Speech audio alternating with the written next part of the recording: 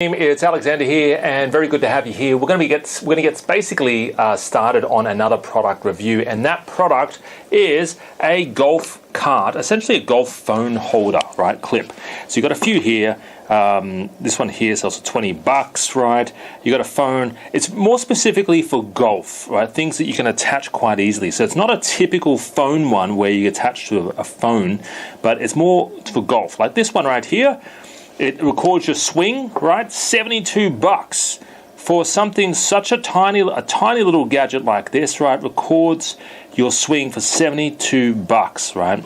It's basically just a normal phone holder, right? But they've really niched it for golf, right? What else we got here?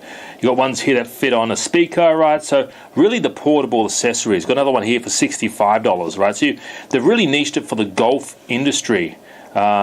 Which is kind of unique, right? So I ran the numbers here on the US marketplace, and the numbers actually look quite good. Now, before we go to the numbers, let me tell you the golf industry is a good industry to sell in, mainly because people do spend a considerable amount of money on that niche, right? In Sydney alone, there is a membership club for a golf that costs $50,000 just to join that membership club, which is like quite considerable just to play a game.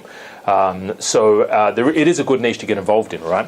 So let's just jump on America. So I've actually looked at some of the numbers on some of the products, right? Some very basic products right here. They all seem to be doing some decent revenue, which is kind of unique, right? Like this one here, this is you've got a few options here. Let me just go here. This is the one that's niche for the golf only, right? This particular product is actually doing some decent revenue as well. Let's have a look at what the figures are for this, which is kind of cute. 17,000 in revenue, which is quite awesome, right? So 17 grand, and it's such a simple product, such a basic, such a simple product. It's relatively small. Let's have a look at this one. This is one that you stick to the wall. Okay, so this is very similar actually to the $70 one, but this is being sold basically. Yep. So $21 plus $12 shipping. All right, let's have a look at the numbers here, what numbers they're doing. I think they're doing some decent numbers as well.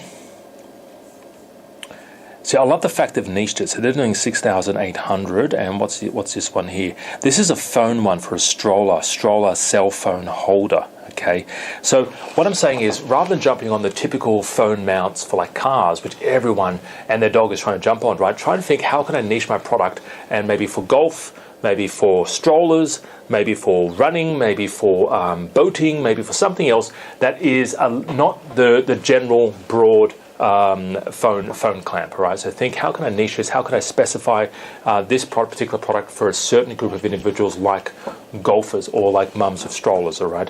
But this was doing a bit of revenue as well, I believe. Let's just run the numbers on this. This is a cell phone for a stroller or pram, as we call them, right? 16,600, right? And not too bad. For that, so not too bad at all, I should say. So just generally look at this product in America.